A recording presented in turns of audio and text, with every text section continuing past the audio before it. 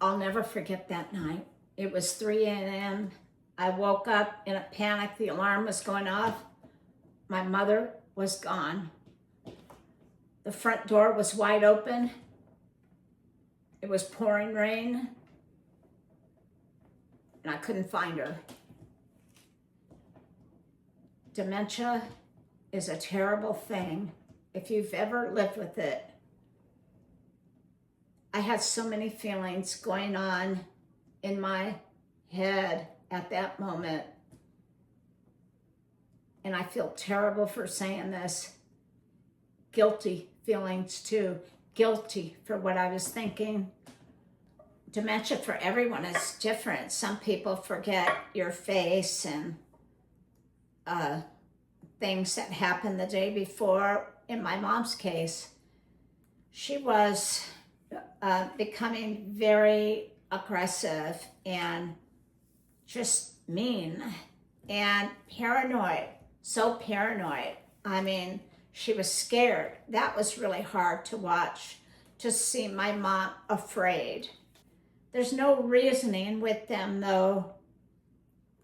So you get that, and sometimes it's so hard not to be angry when somebody's calling you names or trying to hit you, and it's so hard to just stop for a minute and think that this is really not directed to you, that it's this disease causing them to act out like this. One time I had my son, I couldn't leave her alone at that point, so you become isolated when that happens. All of a sudden you realize that you are trapped as my mom was trapped. I was trapped.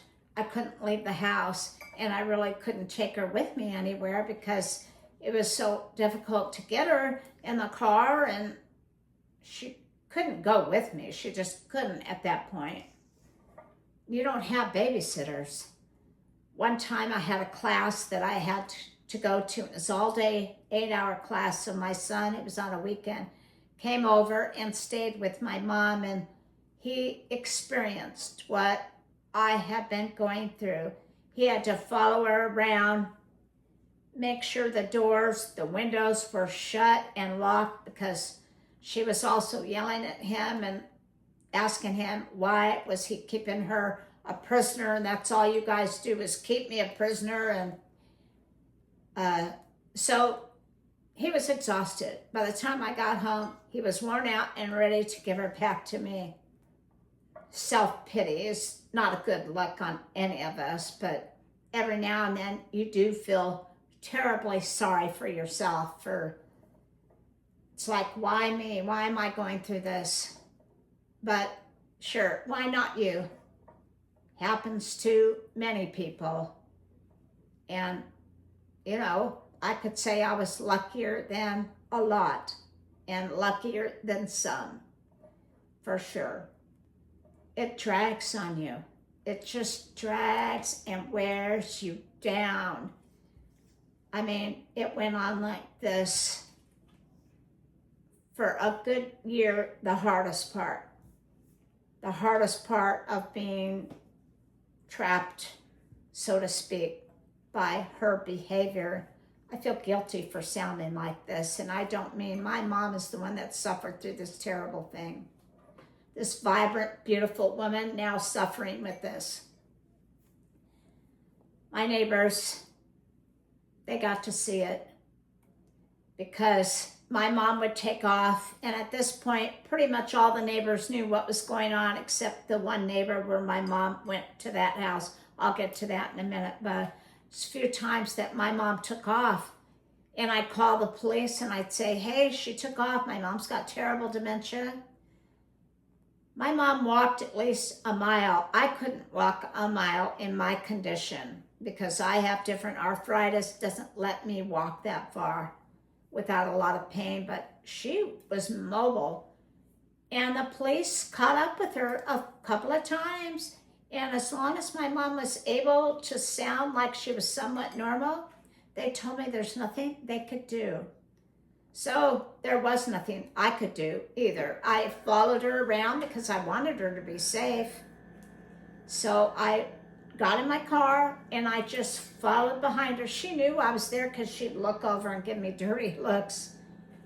And I would see her rest and I'd just park and wait.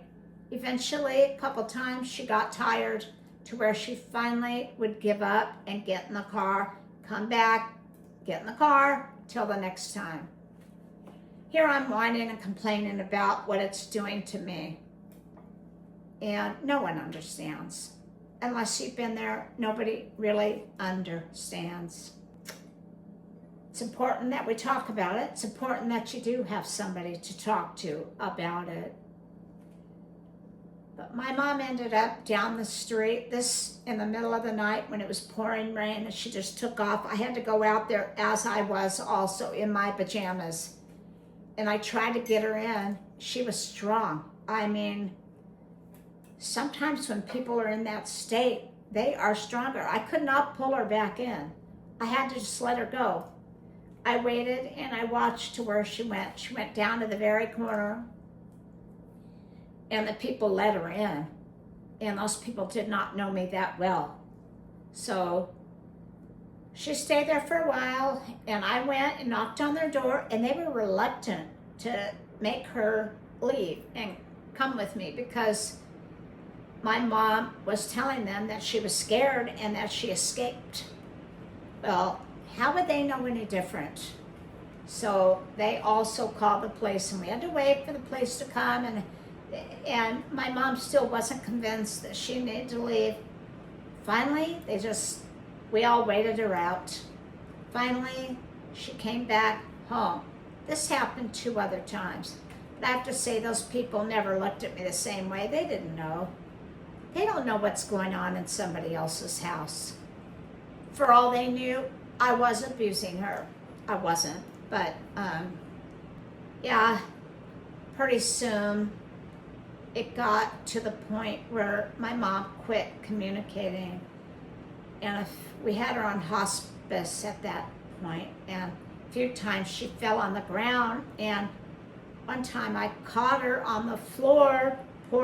My poor mom was on the bathroom cold floor, and I felt horrible. I don't know how long she had been there, and I couldn't get her up. I just wasn't strong enough, and she was not strong enough to lift herself up. So I'll never forget, because it was Easter Sunday. Hospice, they still work, but not very quickly. Finally, this woman who worked for a hospice came over, and I said, "One woman?" Sure enough, she did. She came over and lifted my mom up, and we got her back into her chair. My mom had a favorite chair she sat in. And that was, that happened a few times, but I was grateful that they were able to help in moments like that. And if you ever need hospice, I mean, they're very compassionate, which I really appreciated. I hope if you're dealing with something like this, that you find peace and joy with the person that you did take care of, whether it have been your spouse or parent or sibling, and that you have someone to talk to. Thank you for watching this video and for subscribing. If you haven't subscribed, please consider subscribing so you can follow along to my future videos. And until next time, thanks again for watching Coffee with Deb.